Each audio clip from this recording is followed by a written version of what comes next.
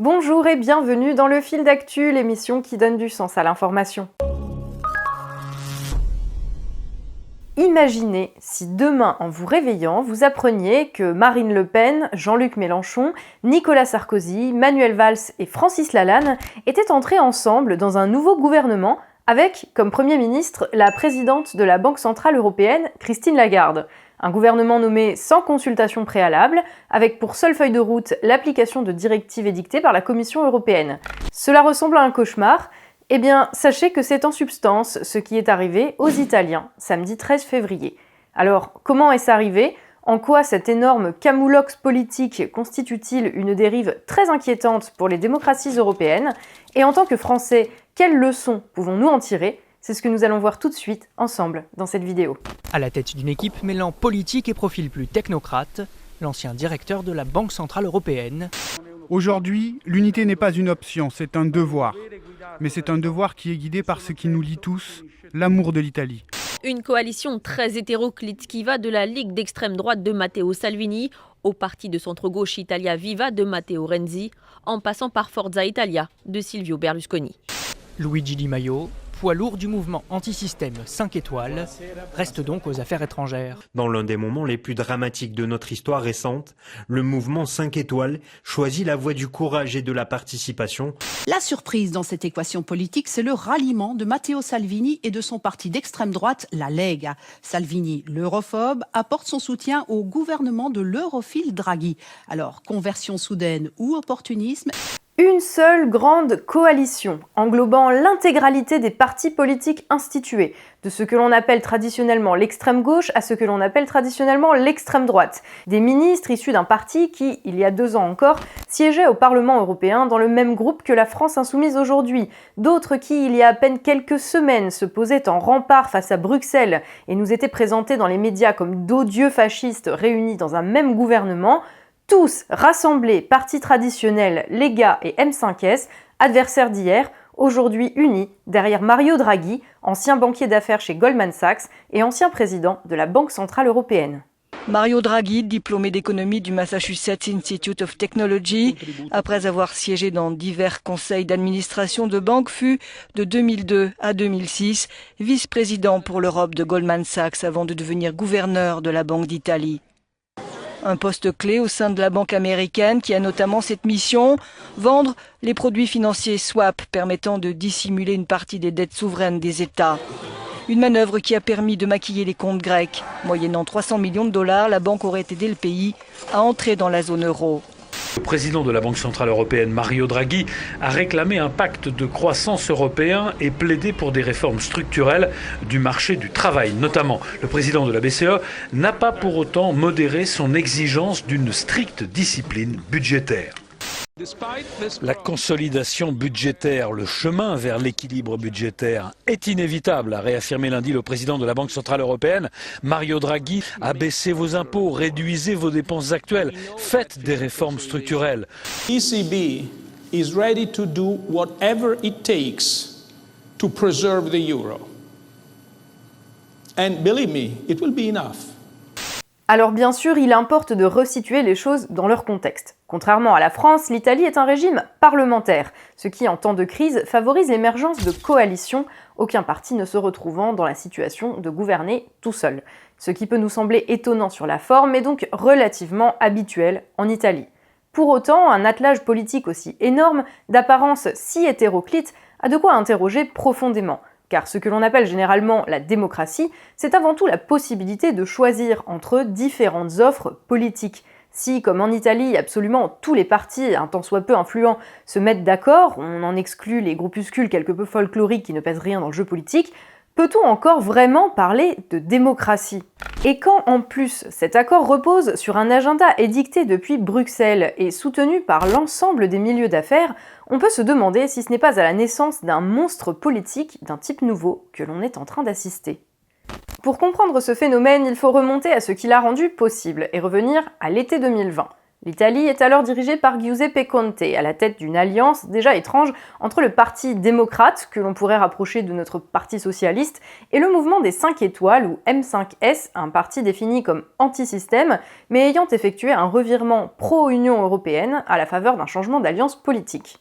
L'Italie, mise à genoux par la première vague de Covid, se retrouve alors la première bénéficiaire du grand plan de relance européen. Au total, c'est plus de 209 milliards d'euros de prêts qu'elle s'apprête à toucher, au terme d'un accord alors présenté comme historique. Mais bien vite, la grande victoire de Giuseppe Conte apparaîtra comme ce qu'elle était réellement, le cadeau empoisonné qui provoquera sa chute et un mécanisme de prise de contrôle de la démocratie italienne par des instances supranationales non élues. Pourquoi un cadeau empoisonné? Tout simplement parce que, sans même évoquer les modalités de son futur remboursement, l'aide de l'Union européenne n'est pas purement altruiste. En réalité, elle s'accompagne d'exigences particulières en matière de politique à suivre, et les États ne sont certainement pas libres d'utiliser les sommes allouées de la manière qu'ils jugent la meilleure. Sur cette question, la Commission européenne semble bien décidée à faire respecter sa feuille de route, quitte pour cela à s'asseoir sur la volonté des peuples. On vous en parlait déjà en septembre dernier dans notre fact-checking sur le sujet, et on vous met le lien en description de la vidéo, mais pour faire simple, pour pouvoir bénéficier des prêts européens, les États devront présenter un plan détaillé de la manière dont ils entendent utiliser cet argent. Un plan qui devra se conformer à un règlement européen émis le 9 février, règlement qui lui-même insiste sur la nécessité pour les États de se soumettre aux recommandations du Conseil de l'Union européenne sous peine de se voir refuser le soutien européen. Si l'on prend les recommandations faites à la France par exemple, on comprend vite qu'une bonne partie des prêts européens ne servira pas tant à relancer la production et l'investissement qu'à réduire encore plus le rôle de la puissance publique, à transférer davantage d'argent public aux grandes firmes via une diminution de leur fiscalité, ou à remettre sur le tapis la réforme des retraites abandonnée l'an passé pour cause de Covid. En bref, à continuer d'appliquer les dogmes économiques qui ont pourtant contribué à fragiliser nos États ces dernières années avec les conséquences que l'on sait. Et tout cela nous ramène à l'Italie. Car on le sait, l'Union européenne est aujourd'hui fragilisée. Le Brexit a démontré qu'il était possible pour un pays de la quitter sans que la foudre ne s'abatte sur lui, et la Covid a mis en évidence son incapacité à répondre à une crise majeure de manière efficace et coordonnée. Le plan de relance européen, c'est donc un peu la dernière chance de l'Union européenne si elle veut encore prouver qu'elle sert à quelque chose. Mais pour cela, elle a besoin que ses États membres se plient à sa volonté et à sa vision du monde. Et l'Italie, particulièrement critique de la gestion européenne lors de la première vague de Covid et première bénéficiaire du plan de relance européen, se trouve particulièrement tenue de jouer les bons élèves et de montrer l'exemple. Et bien sûr, on ne peut que se poser la question du lien entre cette nécessité et l'arrivée à la tête de l'État d'un ancien banquier central européen, bien plus à même de comprendre ces enjeux et de rassurer la Commission européenne qu'un Giuseppe Conte porté au pouvoir par un parti élu il y a encore 2 ans sur la promesse de dégager la caste politico-financière. À ce titre, la manière dont les choses se sont déroulées ne manque pas d'interroger, car si Mario Draghi est aujourd'hui aux commandes de l'Italie, il le doit avant tout à un autre homme, Matteo Renzi, lui-même président du Conseil de 2014 à 2016. Ayant opportunément quitté le Parti démocrate en 2019 avec une 40aine de députés, Matteo Renzi a, dans la foulée, créé son propre parti politique. Un parti au poids électoral quasi nul, mais qui, en retirant son soutien à Giuseppe Conte au mois de janvier, a provoqué cette crise politique. Une crise qui est tombée à pic pour imposer à la tête de l'État un fin connaisseur des institutions européennes, à même d'éviter une autre crise qui, elle, aurait pu faire éclater l'UE. Pour autant, force est d'avouer que la victoire de Mario Draghi n'aurait pas été aussi totale sans le ralliement de l'ensemble des partis politiques, y compris celui des grands adversaires d'hier. On pense bien sûr ici au mouvement des 5 étoiles, devenu l'antithèse de ce qu'il prétendait être, et qui justifie aujourd'hui son ralliement à ce qu'il appelait encore la caste il y a quelques années, sous le prétexte d'un effort commun sur les questions environnementales. Dans l'un des moments les plus dramatiques de notre histoire récente, le mouvement 5 étoiles choisit la voie du courage et de la participation, mais surtout choisit la voie européenne, choisit un ensemble de valeurs et de droits dont nous bénéficions tous au quotidien et derrière lesquels se cachent malheureusement souvent l'égoïsme et le personnalisme. d'ici fin avril, l'Italie doit présenter à Bruxelles ses propositions concernant l'usage de ces fonds qui doivent servir pour mener des réformes structurelles de fisc, justice, administration publique, marché de l'emploi, environnement pour relancer la compétitivité du pays. Mais la plus grosse surprise vient sans doute du ralliement de la Lega de Matteo Salvini, allié italien de Marine Le Pen et du Rassemblement national, qui en juillet dernier qualifiait encore le plan de relance européen de grosse arnaque et qui se définit aujourd'hui comme ayant les mains, les pieds, le cœur et le cerveau en Europe.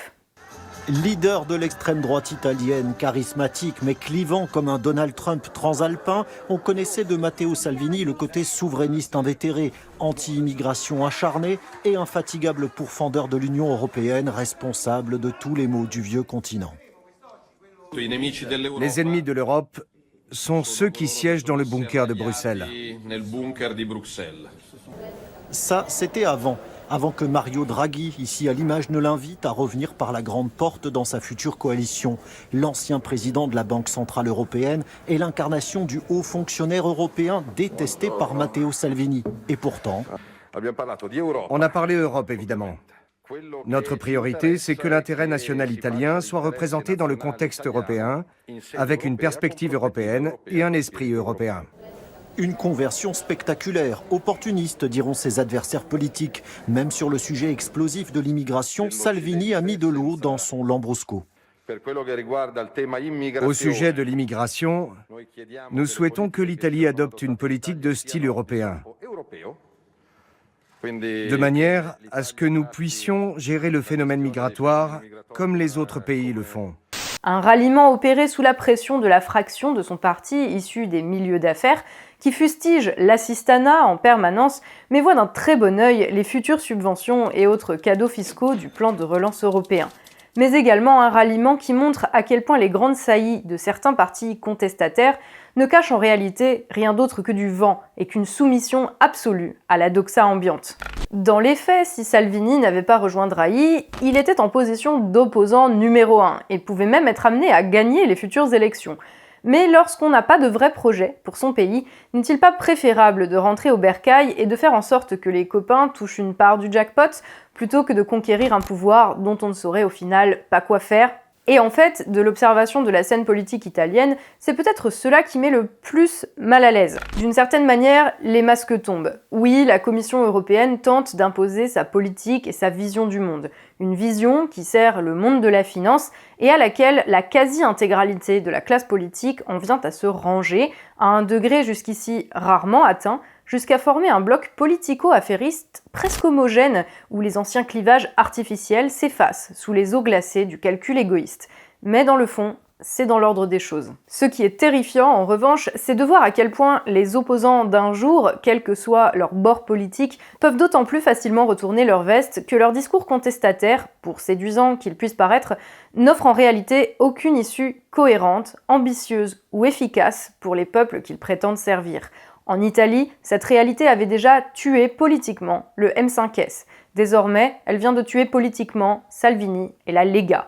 Et bien sûr, quiconque ne partageait pas leur vision de la politique pourrait s'en réjouir. Sauf que de fait, avec la Lega, c'est l'idée même d'alternative politique et donc de débat démocratique qui est morte en Italie, pour un temps du moins.